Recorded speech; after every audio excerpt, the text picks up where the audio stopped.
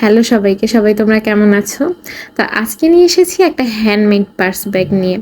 তো এই handmade purse bag বানানোর জন্য আমাদের যেটা দরকার সেটা হচ্ছে একটা সুন্দর দেখতে, সুন্দর লাগবে না, একটা চশমার বাক্স হলেই হবে।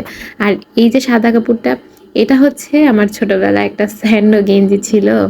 সেই স্যান্ডো গেঞ্জি এখন তো আর আমি পরতে পারি না, এর জন্য ওটাকে অনেক দিন রেখে দিয়েছিল মা স্মৃতি হিসাবে। তো আমার আরও অনেক ছোট ছোট গেঞ্জি আছে, বাট এইটা নিয়ে আসলাম যে আমার কাছে আসলে সাদা কাপড় ছিল না।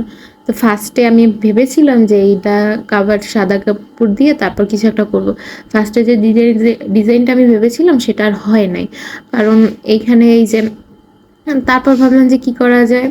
তারপরে এই যে কালো কালার করলাম, তো কালো কালার পর কিন্তু ভালো লাগতেছিল। তারপর এখন যেটা আমি ভাবছি যেটা করব সেটা দেখলে আরও ভালো লাগবে। তো আমি ভেবেছিলাম যে কলকাট করব।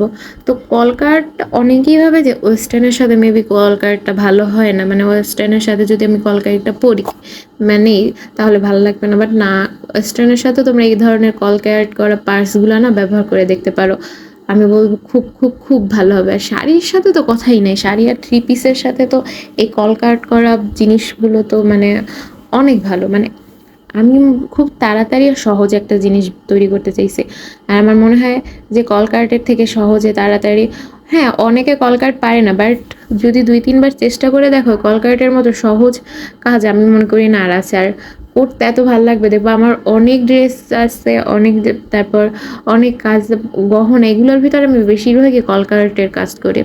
তো দেখো এই যে আমার কাজ এখন শেষ পর্যায়ে, যে কি সুন্দর লাগছে তাই না? এই কলকার্টগুলো আমার জাস্ট অনেক অনেক অনেক অনেক বেশি পছন্দ। আর এই ব্যাগটার যখন ফুল লুকটা দেখবা তখন বুঝবা যে এই ব্যাগটা এত সুন্দর হয়েছে, এটা করার জন্য না। এই যে আর আমাদের ব্যাগের অ্যাট লাস্টের লুক।